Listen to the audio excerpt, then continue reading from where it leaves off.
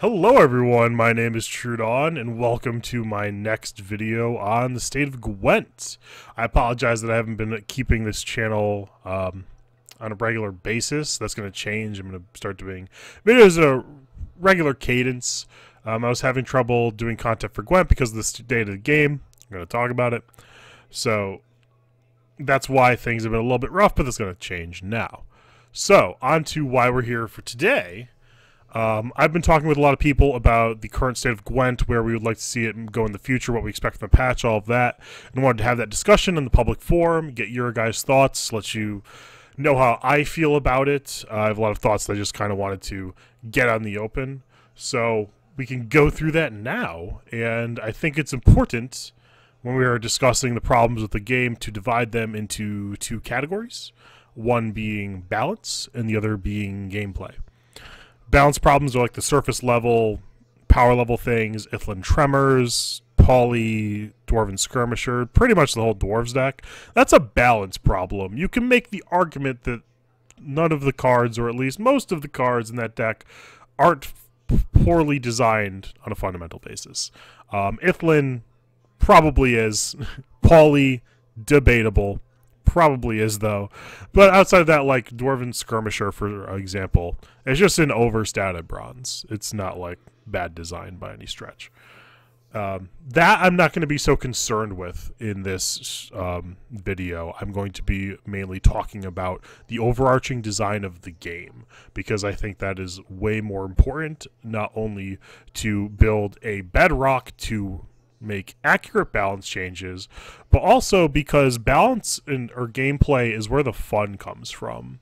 You enjoy playing a game because of the interactions the cards require you to make, the decisions you get faced with, the risk you're supposed to assume, and the payoff you get for assuming that risk, all of that stuff.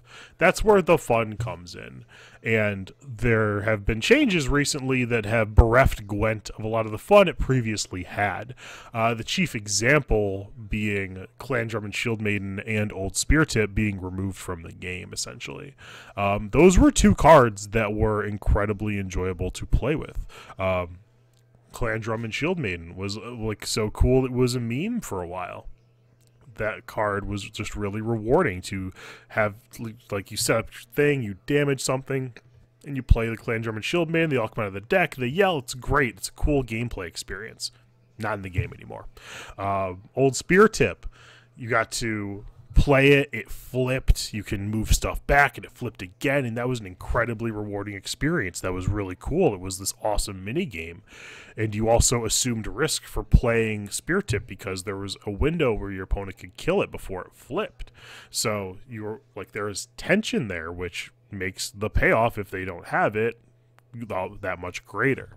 So these were two cards that were like incredibly fun and interesting, because they had a low play rate, they got removed from the game, which is complete nonsense. The hardest thing in a card game, in any game really, is making fun, is creating interactions and exchanges and decision points that cause the player to have fun. The Clan Drum and Shield Maidens coming out was fun, or at least cool. It was enjoyable. It was a fun experience. Flipping Spear Tip was fun. It was a really cool thing. You felt accomplished. It was very powerful. Just like threw some fun in the dumpster for who knows why. So like that stuff is really egregious. When you have cards that, like, you did the hard part. Hard part's done. You made fun cards. Now you just need to like do some balance things, whatever. To just throw that in the dumpster is really concerning, because it telegraphs a misunderstanding on their part of what makes their game fun. So we're going to talk about what I think makes a game fun, and then in the comments after the video you guys can choose to agree or disagree with how I feel about things.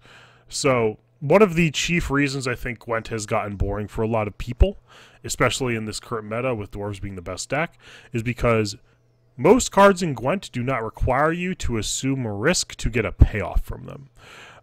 For example, like Dwarven Skirmisher. You just play it, does its 3 damage, that's it. You're not assuming any risk by playing that card. You can't really get blown out. Your opponent can't interact with it. It's just a thing that happens. If you contrast that with Greatsword Longship. Greatsword Longship, obviously less powerful, but we're talking about things on a design basis. Just think about it like you have Greatsword, you play Greatsword. There is now tension between whether or not you get to back to your turn with that Greatsword, whether or not your opponent kills it. If they don't, you get to play Longship. And now your combo is assembled. And you have one more turn of waiting. It's like, okay, do I get my payoff? And then if it comes back, you feel really rewarded for assembling your combo, and you have this like engine online. It feels really good. You assumed risk, and you got paid off for it. That's not a common play pattern. That's like one of the only examples I can think of in the game where that play pattern is present, where you assume some risk, there's a moment of tension, and then you are rewarded if it works out. So we need to try and find a way to get more of that. You can't have all of these games where there's really no interaction point for any of your opponent's productivity. Even something like Siri Nova has that element where you play it, and for that turn, you are vulnerable to Igni and Scorch. You are exposing yourself to a card that may or may not have been good before you played Siri Nova. So, again, there is like tension. It's like, I'm going to play this powerful card, and if my opponent doesn't have it, I'm going to feel really good about myself and I'm going to have fun. So we need to have more things like that. The way I think you have more things like that is making more cards that care about being on board, that you care if you get back to your turn with them, that when you have put A on the board and then B on the board, things happen, cool things happen. That's how synergy needs to work. Like when you play your first thing, you play your second thing, or it compounds where you like the more things of X you play, the more powerful your stuff gets. It's kind of how Consume works, although it's all centralized on one card, so that becomes problematic. But this is how synergy is supposed to work. This is how like you're supposed to get paid off for playing cards. That's not how it works right now, by and large. You're just playing things on the board. If you have more than your opponent, cool, you win. And that's largely it. One of the things that I personally think could potentially help having more things you care about being on board is by making carryover more ubiquitous. It also has the dual benefit of not making particular carryover cards problematic because there would be more carryover. It would not be such a rare thing. Like right now, Morkvarg, Olgierd, and War Dancer are bonkers because they're the only carryover in the game, pretty much. Can't think of anything else. Probably forgetting something, but regardless. There's just factions that don't have access to carryover, and because of that, they're just at a fundamental disadvantage to all of the factions that do, and that's complete nonsense. You can't have something as fundamental to the gameplay as carryover be part of faction identity. That's nonsense. So I would like to see like a lot more units with resilience, like even just sake of hyperbole. Imagine for a moment every unit in the game has resilience. Just everything has resilience. So you play out round one, and if you are playing a linear deck that does not choose to interact with your opponent, you get to do your thing and you dumpster them round one, but your opponent's been interacting with you and you have not been interacting with them. So they have stuff on the board for round two and you like have much less. So you actually, there's a cost associated with you tunneling, with you just playing this linear deck and like not caring about what your opponent is doing. That's something that kind of needs to exist for linear decks to be a thing. For example, in Hearthstone and in Magic, if your opponent's like, if you're focused on your linear combo and you're just doing your stuff, your opponent could just play dudes and kill you. They can just go face, and you're like, if you're not doing anything, you're dead. There's no cost like that in Gwent, which has made it so most of the linear decks that have a fair power level break the game in half. Like Consume right now, incredibly strong. It's answerable because all of the power level is concentrated on a singular card in Necker, but if the answers weren't, like if those exchanges weren't so binary, that deck would be more problematic, and it still is pretty problematic. So when we have a wider base of carryover, and it doesn't necessarily need to be more resilient units, they need to be on board, so your opponent has a window to interact with them. That's very important.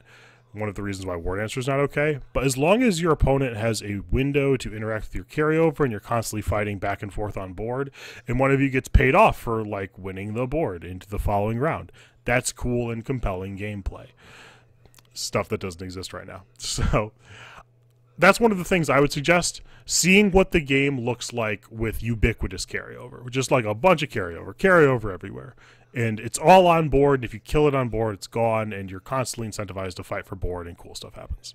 So I'm not sure exactly what that would look like. There's certainly a lot of questions regarding the specific implementation of that, but it's an idea, and I would certainly like to hear other people's, what you think could be helpful, what you think of that, all that stuff. I just wanted to have the conversation after acknowledging the problems, and the problem is Gwent is less fun. I think that's like a fairly objective thing to say. Most people, if you ask them, would say they are at minimum having less fun than they used to in Gwent, and worst case, not having any fun at all. So we have to figure out what we can do to bring the fun back.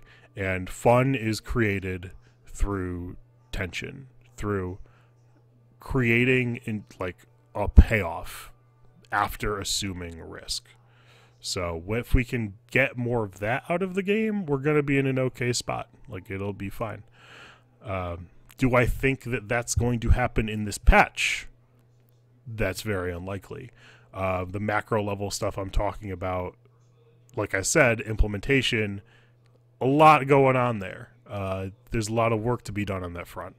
So we're likely just going to see things related to balance and not gameplay in this patch.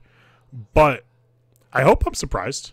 I hope I am pleasantly surprised that we get some more gameplay-focused things. Maybe we can reinstate Drum and Shield Maiden, Brock for Hunter, Old Spear Tip, get some of those cool cards back in, redesign other cards in a similar fashion. All that stuff would be dope, because if the game is balanced but not fun, it doesn't matter. Like, if we can all just play dwarves in, like, Skellige and Northern Realms, and they're all just like linear point vomit decks, who cares? It's not fun. Like, they all have the same win rate, sure, awesome, great. I'm gonna go play something fun. So the balance isn't the end all be all. The bedrock of everything is making the cards create interesting moments, create tension, create compelling decisions. That's what the core of the game needs to be. And I think that we can get to that point. It's been there before. We've talked about cards that were in the game previously that are conducive to creating that play pattern. So they had the formula. They're like, we're on the path. We can get there. I truly believe we can. So let me know what you guys think about this video in the comments. Let me know what you think about my opinion. If you have your own, all that stuff. I just want to have the conversation about this. I love debating game design. So let me know what you think. I hope you enjoyed this video. Be sure to check back for more in the not too distant future. Appreciate for watching, and I will see you later. Have a good day.